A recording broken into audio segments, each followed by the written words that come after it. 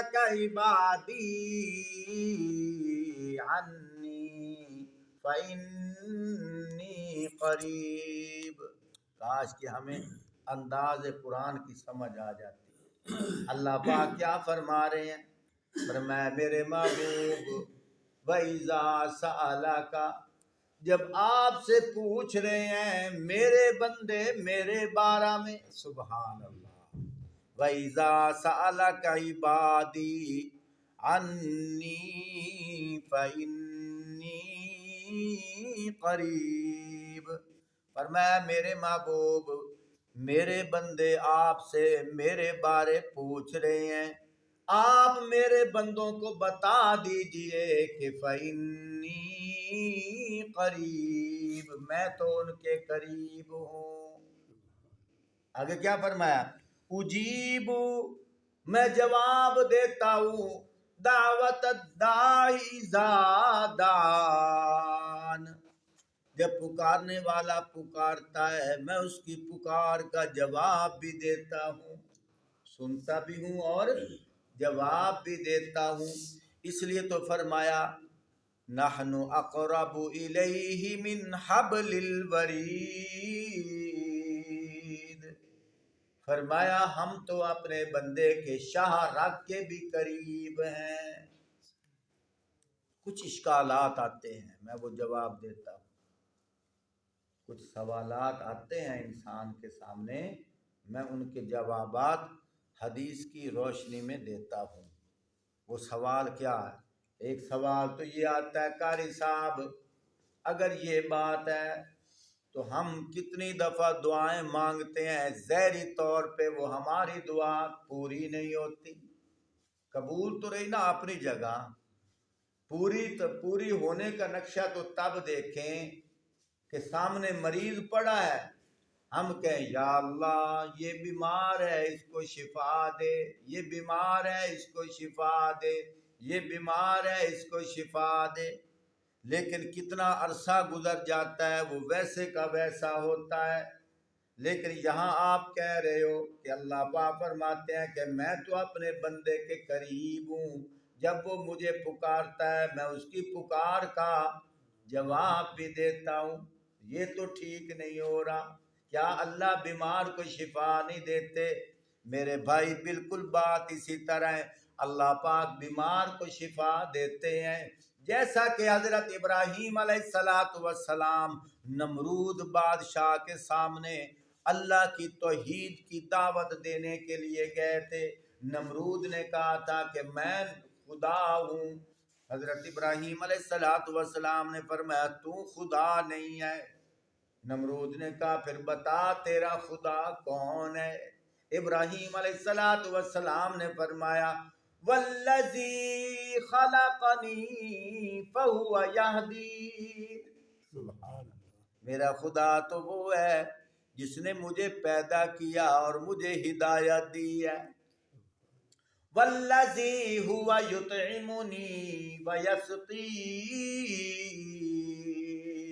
مجھے کھانا بھی وہ کھلاتا ہے مجھے پانی بھی وہ پلاتا ہے.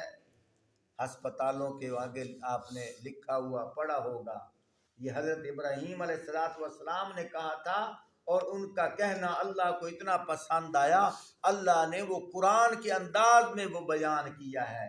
کیا کہا؟ وَإِذَا مَرِضْتُ فَهُوَ يَشْفِينِ،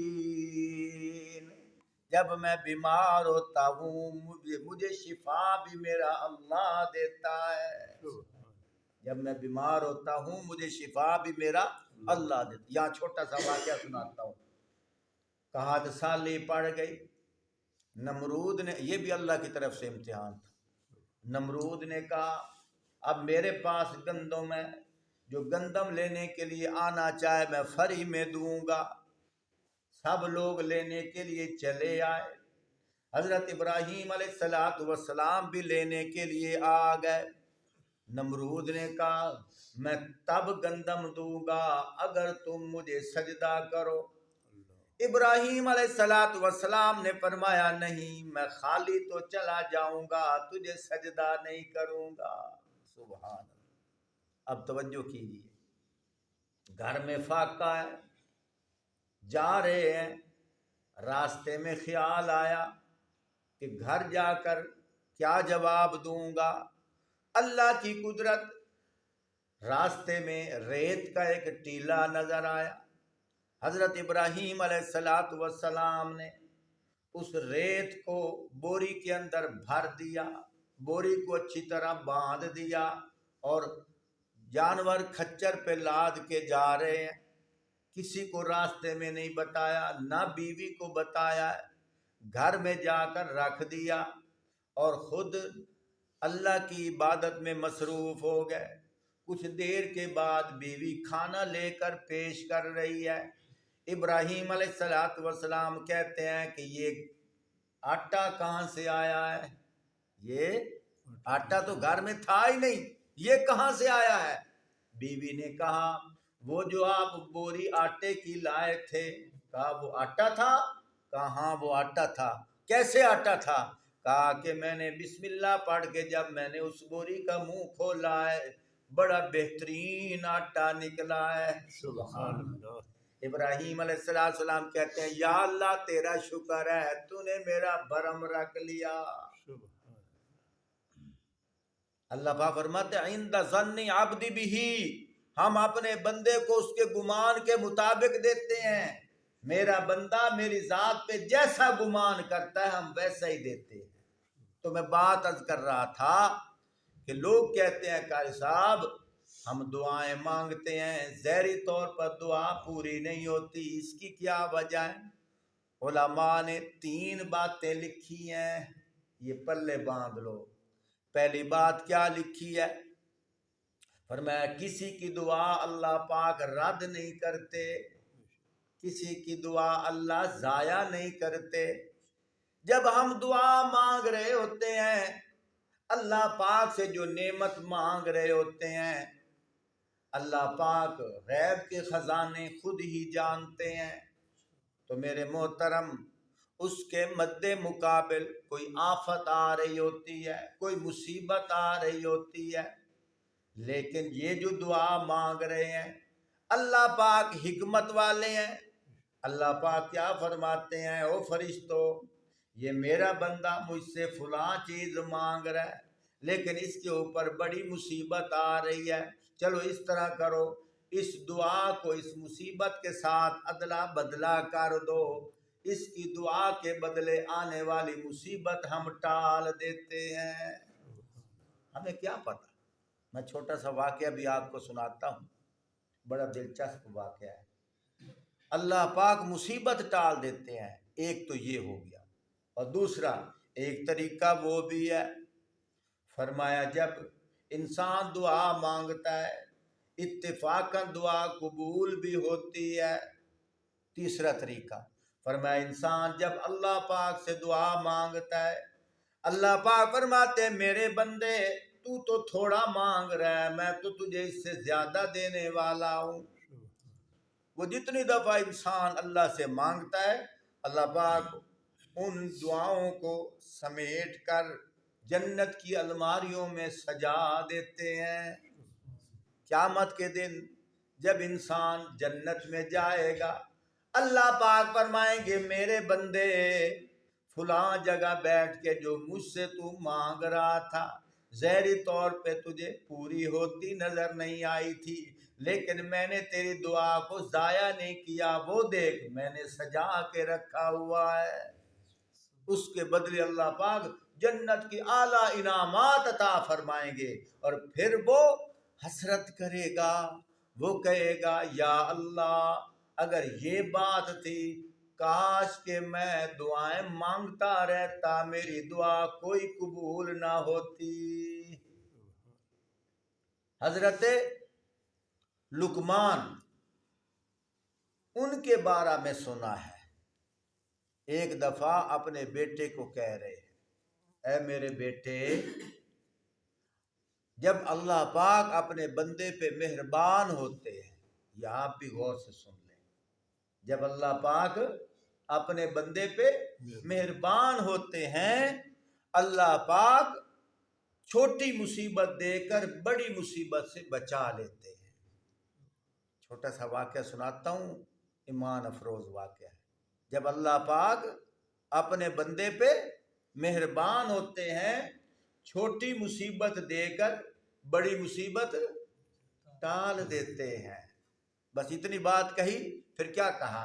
اے میرے بیٹے، فلاں بستی میں اللہ کے 2 پیغمبر آئے ہوئے ہیں، فلاں بستی میں اللہ کے 2 پیغمبر آئے ہوئے ہیں، آؤ چلتے ہیں، جا کر ان سے ملاقات کرتے ہیں۔ تو وہ بہت دور تھی بستی، تو تقریباً 1 ہفتے کا راشن ساتھ لے لیا، کھچر پہ سوار ہو گئے اور چل پڑے۔ چلتے چلتے چلتے چلتے جتنا گمان تھا اس سے زیادہ سفر طے ہو گیا، راشن بھی سارا ختم ہو گیا، حتیٰ کہ چلتے چلتے وہ جانور بھی بھوک سے مر گیا۔ پھر انہوں نے پیدل چلنا شروع کر دیا۔ پیدل چلتے چلتے بیٹے کے پاؤں میں ایک ہڈی لگی اور اسے تکلیف ہوئی، یا اس کے پاؤں میں موچ آ گئی۔ وہ پاؤں کی درد کو پکڑ کے بیٹھ گیا اور ابو سے شکوہ کرنے لگا۔ کیا کہتا ہے؟ ابو، آپ نے کہا ہے کہ جب اللہ بندے پر مہربان ہوتے ہیں، اللہ بڑی مصیبت سے بچانے کے لیے چھوٹی مصیبت دیتے ہیں۔ ابو، کیا اس سے بھی کوئی اور بڑی مصیبت ہوگی کہ ہمارے پاس کھانے کا سامان نہیں ہے، صحرا ہے، ریت ہے، دائیں بائیں دور تک کوئی انسان نظر نہیں آتا، کوئی پرندہ نظر نہیں آتا، اب میرے پاؤں میں موچ آ گئی ہے، یہاں علاج کا بندوبست بھی نہیں ہے۔ اتنی بات ہوئی تھی تو سامنے دیکھا، دور سے دھماکے کی آواز آئی، دھواں اٹھتا ہوا نظر آیا۔ کچھ دیر کے بعد ایک انسان آتا ہوا نظر آیا، کسی سواری گھوڑے پہ سوار ہے۔ آتے ہی اس نے سلام کیا۔ جب سلام کیا تو کہنے لگا، آپ کو کوئی سوال ہو تو بولو۔ حضرت لقمان حکیم نے کہا، میرے بیٹے کو سوال ہے۔ بیٹے سے پوچھا، کیا تمہارا کیا مطالبہ ہے، کیا سوال ہے؟ بیٹے نے کہا، میرا سوال یہ ہے، میرے ابو جی نے کہا تھا جب اللہ اپنے بندے پہ مہربان ہوتے ہیں، بڑی مصیبت سے بچانے کے لیے چھوٹی مصیبت دے دیتے ہیں، کیا اس سے بھی کوئی اور بڑی مصیبت ہوگی؟ تو آنے والے شخص نے کہا، ہاں اس سے بھی بڑی مصیبت ہے۔ کہا، وہ کون سی مصیبت ہے؟ اس وقت وہ بولنے والا بول پڑا، دیکھو میں اللہ کا فرشتہ ہوں، میں اللہ کا فرشتہ ہوں، اور مجھے اللہ پاک نے بھیجا ہے کہ جاؤ جا کر ان کو جواب دو۔ کہا، پھر بتاؤ۔ کہا کہ جب تم آ رہے تھے تمہارا ارادہ بھی نیک تھا۔ کبھی کبھی اس طرح ہوتا ہے نا، آدمی جمعے کی نماز پڑھنے کے لیے آ رہا ہوتا ہے، نیک کام کرنے کے لیے آ رہا ہوتا ہے، راستے میں چوٹ آ جاتی ہے تو آدمی دکھ کا اظہار کرتے ہوئے کہتا ہے، اے اللہ، کام بھی نیک آئی، موڑ بھی تکلیف آئی۔ اظہار ہوتا ہے کہ نہیں ہوتا؟